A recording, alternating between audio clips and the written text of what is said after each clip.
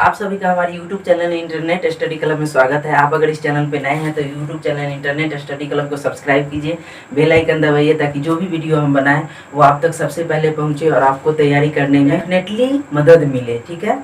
और अगर आप प्रतियोगिता परीक्षा की तैयारी कर रहे हैं तो ये वीडियो आपको निश्चित रूप से मदद करने वाली। पहला प्रश्न है, भारत में कौन सा राज्य तीन ओर से नेपाल, चीन और भूटान से घिरा हुआ है? तो इसका सही जवाब होगा सिक्किम। यानी भारत में सिक्किम जो है वह तीन ओर से नेपाल, चीन और भूटान से घिरा हुआ राज्य है। अगला प्रश्न है, विटामिन ई का रासायनिक नाम क्या है? तो इसका सही जवाब होगा टेकोफेरॉल। यानी विटामिन ई का जो रासायनिक नाम है वो टेकोफेरॉल है। अगला प्रश्न है, अध्यादेश कब जारी किया जाता है? तो इसका सही जवाब होगा जब संसद का 17वां हो चुका हो। यानी जब संसद का 17वां हो चुका हो तब अध्यादेश जारी किया जाता है। अगला प्रश्न है, Chandalika, gardener, hungry stones, the court dancer किनकी प्रमुख पुस्तकें हैं? तो इसका सही जवाब होगा रविंद्रनाथ टैगोर। यानी Chandalika, gardener, hungry stones, the court dancer ये सभी जो पुस्तकें हैं वो किनके द्वारा लिखी गई है?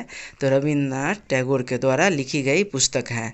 अभय घाट किस राजनेता की समाधि स्थल है? तो इसका सही जवाब होगा मोरारजी देसाई की। किस कवि को प्रकृति कुमार की संज्ञा दी गई है? तो इसका सही जवाब होगा सुमित्रानंदन पंत। यानी सुमित्रानंदन पंत को प्रकृति कुमार की संज्ञा दी गई है। अगला प्रश्न है, महर्षि वाल्मीकि का आश्रम कहाँ पर स्थित है? तो इसका सही जवाब बिठूर, जो कि कानपुर के निकट उत्तर प्रदेश में है। और यही बिठूर जो है वह महर्षि वाल्मीकि का आश्रम स्थापित किया गया है। अगला प्रश्न है, कौन सा देश भारत की स्कॉर्पियन पनडुब्बियों का आपूर्ति कर रहा है? तो इसका सही जवाब होगा फ्रांस। यानी फ्रांस जो है वह भारत की स्कॉर्पियन पनडुब्बियों का आपूर्ति कर रहा है। अगला प्रश्न है, विश्व पर्यावरण दिवस किस दिन मनाया जाता है? तो इसका सही जवाब होगा 5 जून को। यानी विश्व पर्यावरण दिवस कब मनाया जाता है? तो 5 जून को मनाया जाता है। अगला प्रश्न है, विष्णुगुप्त द्वारा पंचतंत्र किस काल में लिखा गया था? तो इसका सही जवाब होगा गुप्त काल में। यानी विष्णुगुप्त द्वारा पंचतंत्र जो है वो किस काल में लिखा गया था? तो गुप्त काल में लिखा गया था। अगला प्रश्न है, किसने कहा था संसदीय प्रणाली सरकार का दैनिक मूल्यांकन भी उपलब्ध कराती है और आवधिक भी? या किसने कहा था? तो डॉक्टर भीमराव अम्बेडकर ने। यानी डॉक्टर भीमराव अम्बेडकर ने ही कहा था कि संसदीय प्रणाली सरकार का दैनिक मूल्यांकन भी उपलब्ध कराती है और आवधिक मूल्यांकन भी उपलब्ध कराती है। अगला प्रश्न है, जानी मानी फिल्म हस्ती संजय लीला भंसाली फिल्मों के किस अंग से संबंध रखते हैं? तो इसका सही जवाब होगा निर्देशन से। यानी संजय लीला भंसाली जो है वो क्या है? तो निर्देशक है।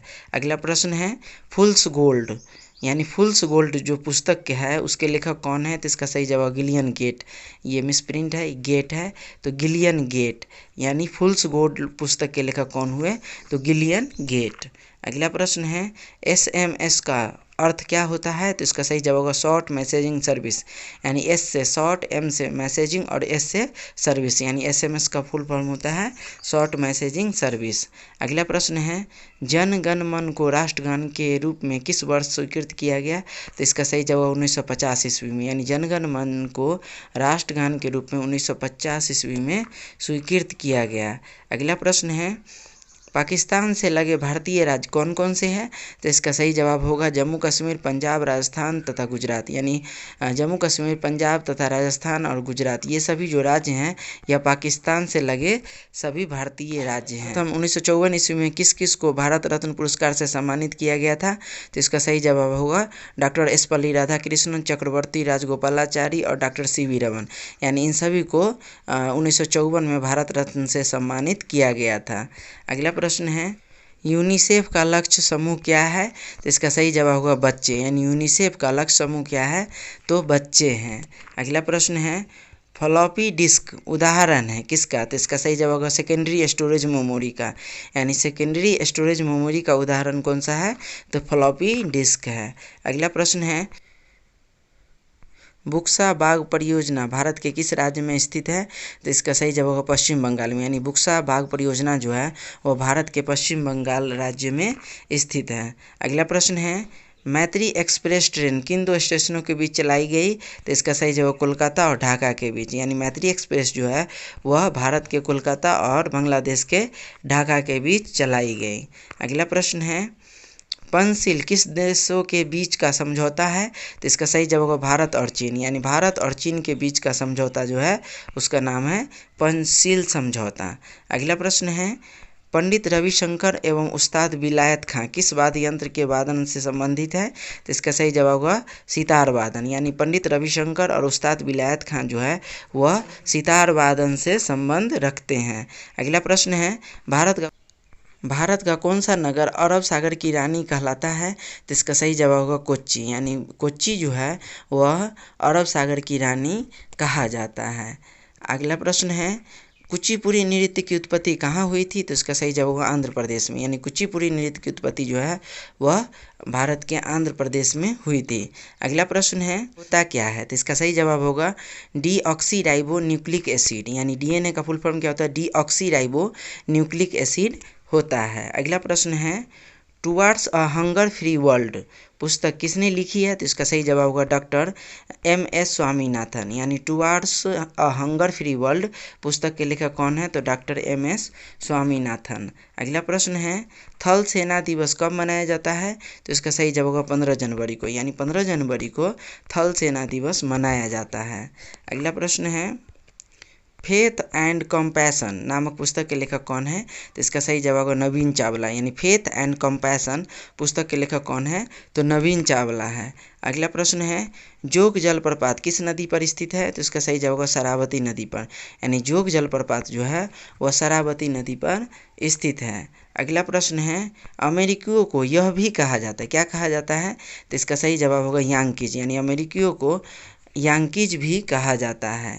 अगला प्रश्न है, रेड इंडियन किस महादेश के मूल निवासी है? तो इसका सही जवाब होगा उत्तरी अमेरिका के, यानी रेड इंडियन जो है वो उत्तरी अमेरिका के मूल निवासी है। अगला प्रश्न है, पीपुल्स डेली समाचार पत्र किस देश का है? तो इसका सही जवाब होगा चीन का, यानी पीपुल्स डेली समाचार पत्र जो है वह किस देश का है? तो चीन का है। अगला प्रश्न है, बोमडिला दर्रा भारत के किस राज्य में है? तो इसका सही जवाब होगा अरुणाचल प्रदेश में, यानी बोमडिला दर्रा जो है वह भारत के अरुणाचल प्रदेश में स्थित है। अगला प्रश्न है, इंटेलसेट शब्द किस संक्षेप किसके लिए प्रयुक्त किया जाता है? तो इसका सही जवाब होगा इंटरनेशनल टेलीकम्युनिकेशन सैटेलाइट के लिए, यानी इसका फुल फॉर्म क्या होता है?